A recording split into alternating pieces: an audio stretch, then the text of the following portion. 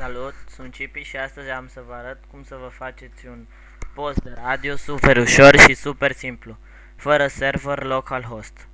Intrăm pe www.listen2myradio.com. Ne facem un cont, intrăm și când am dat sign in o să ne apară ceva de genul. Primul lucru pe care îl facem, radio installer, și aici ne pune broadcast password. Ne punem și noi o parolă. Admin password, radio name. Aveți grijă că aici așa o să fie și site-ul pe care ni-l dau ei.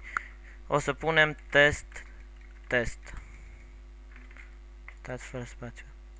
Aici așa URL-ul și dăm install.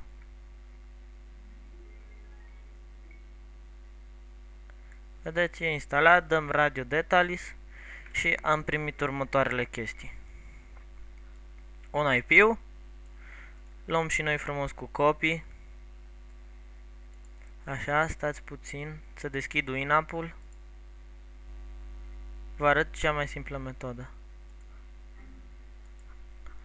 Vedeți Winamp-ul, mergem la aici encoder, eu o să aleg, voi îl lăsați cum este unul, dar eu o să aleg 4. La localhost, în loc de localhost scriem IP-ul, în loc de portul 8000 punem portul pe care ni l-a dat ei și la parolă punem ce am ales. Yellow page, aici scrieți voi ce vreți și ce gen și din astea, deci cred că pe asta le știți. Mergem la encoder, alegem MP3 encoder și eu zic 3200 pentru cei care au net bun. Pentru cei care, depinde cum vă merge netul, alegeți și voi, dați la output. Așa.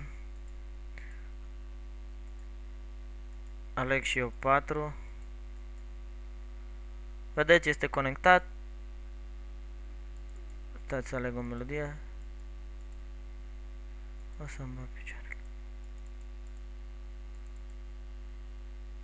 Vedeți, alegeți o melodie, play și după aia luați URL-ul. Eu am făcut un URL foarte iurea, dar voi faceți ceva ca lumea.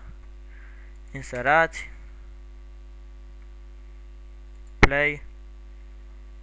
Și după cum vedeți, radioul merge. Vă mulțumesc. Pentru mai multe detalii intrați pe ID-ul KK IP Zedli 11. Vă mulțumesc. La revedere.